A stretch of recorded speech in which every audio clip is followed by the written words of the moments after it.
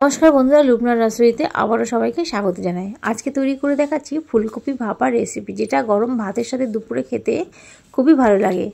সেই জন্য ফুলকপিগুলোকে ছোটো করে টুকরো করে কেটে নিয়ে আগে থেকেই লবণ জলে ভিজিয়ে রেখেছিলাম। আর এই ফুলকপি ভাপাটা করার জন্য যে মশলার পেস্টটা তৈরি করে নেব সেটা আমি সিলে করছি। আপনারা এটা মিক্সিতেও করতে পারেন, কিন্তু সিলে তৈরি করলে খাবারের স্বাদটা অনেকটাই ভালো হয়। সেই জন্য সিলের মধ্যে দিয়ে দিলাম 2 চামচ সাদা সর্ষে, 2 চামচ পোস্ত, কয়েকটা গোলমরিচ, 1 চামচ কালো সর্ষে, সামান্য পরিমাণে লবণ আর একটা কাঁচা লঙ্কা, সামান্য একটু জল দিয়ে মসৃণ পেস্ট তৈরি করে নেব। খুব ভালো মতো এটাকে মিহি করে বেটে নেব, যাতে কোনো দানা না থাকে। একটু সময় ধরে বাটতে হবে।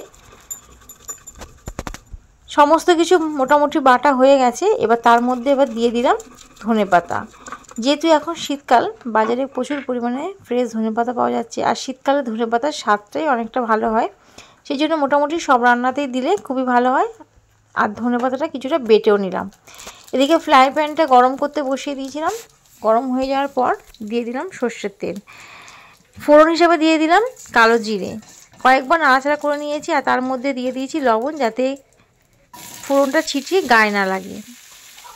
এখন দিয়ে দিলাম কেটে ধুয়ে রাখা ফুলকপির টুকরোগুলোকে, দিয়ে খুব ভালো মতো একটু মিশিয়ে নিলাম। গ্যাসের ফ্লেমটাকে এখন লোতে করে দিয়ে সামান্য একটু হলুদ আর একটু লবণ দিয়েছিলাম যেহেতু, আর এক্সট্রা করে কোনো রকম লবণ দিলাম না। খুব ভালো মতো নাড়াচাড়া করে কয়েক মিনিট ঢাকনা চাপা দিয়ে লো ফ্লেমে এটাকে ভাজা করে নেব। কয়েক মিনিট পরে দেখুন ঢাকনাটা খুলছি, অনেকটা নরম হয়ে এসছে, দেখেই বুঝতে পারছেন। খুব ভালো মতো ফুলকপিগুলোকে ভালো মতো নাড়াচাড়া করে নিয়েছি মিনিট 5 সময় ধরে। যেহেতু ফুলকপি ভাপা তৈরি করছি, সেজন্য একটা টিফিন বক্স নিয়ে নিয়েছি। তার মধ্যে যে মিশ্রণটা তৈরি করে রেখেছিলাম সর্ষে পোস্ত, সেটা দিয়ে দিলাম পরিমাণ মতো লবণ, একটু হলুদের গুঁড়ো, রঙের জন্য একটু কাশ্মীরি লঙ্কার গুঁড়ো, আর দিয়ে সামান্য একটু চিনি দিলাম। দিয়ে সব কিছু ভালো করে মিশিয়ে নিচ্ছি। খুব ভালো করে মশলাটাকে মিশিয়ে নিলাম। এবার উপর থেকে দিয়ে দেব 2 চামচ ফ্যাটানো টক দই। টক দইটা যদি হাতের কাছে আপনাদের না থাকে তাহলে স্কিপ করতে পারেন, কিন্তু টক দইটা দিলে এই খাবারের স্বাদটা অনেকটাই ভালো হবে। সব কিছু ভালো করে মিশিয়ে নেওয়ার পর ভেজে রাখা ফুলকপিগুলোকে দিয়ে দিলাম। দিয়ে মশলার সাথে খুব ভালো করে এটাকে মিশিয়ে নিচ্ছি। কিন্তু ফুলকপিটা ঢাকনা চাপা দিয়ে আমি ভাজা করে নিয়েছি, সেজন্য একটু নরম হয়ে এসছে। উপর থেকে এবার দিয়ে দিলাম ফ্রেশ আরও একটু ধনেপাতা কুচি, আর বাটি ধোয়া যে জলটা রেখেছিলাম সেটা দিয়ে দিলাম, মানে শিল ধোয়া যে জলটা দিয়ে আবারও একটু মিশিয়ে নিচ্ছি।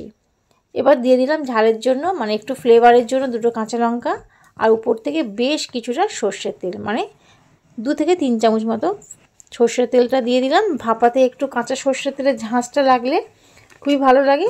এবার টিফিন বক্সের ঢাকনাটাকে বন্ধ করে দিলাম। আগে থেকেই কড়াইয়ের মধ্যে একটু সামান্য জল দিয়ে একটা স্ট্যান্ড বসিয়ে দিয়েছি। এবার তার মধ্যে টিফিন বক্সটা দিয়ে ঢাকনা চাপা দিয়ে 10 মিনিট মতো এটাকে ভালো করে ভাপিয়ে নেব। 10 মিনিট পর ঢাকনাটা, মানে গ্যাসের ফ্লেমটাকে বন্ধ করে দিয়েছি। তারপর কিছুক্ষণ এই গরম জলের ভাপানোর মধ্যেই রেখে দেব। ঠান্ডা হয়ে গেলে তারপর ঢাকনাটা খুলে পরিবেশন করছি। দেখুন দেখতে কতটা ভালো হয়েছে। গরম ভাতের সাথে খেতে দুপুরবেলা অসাধারণ লাগে। যদি আপনাদের এই রেসিপিটা ভালো লেগে থাকে তাহলে অবশ্যই আমার চ্যানেলটাকে সাবস্ক্রাইব করবেন, পাশে থাকা বেল আইকনটি প্রেস করবেন, লাইক, কমেন্ট এবং শেয়ার করবেন। আমি একটা ভেঙে দেখিয়ে দিলাম কতটা সুন্দর হয়েছে। আজকে তাহলে এই পর্যন্ত, আবারও ফিরে আসবো নতুন কোনো ভিডিও নিয়ে।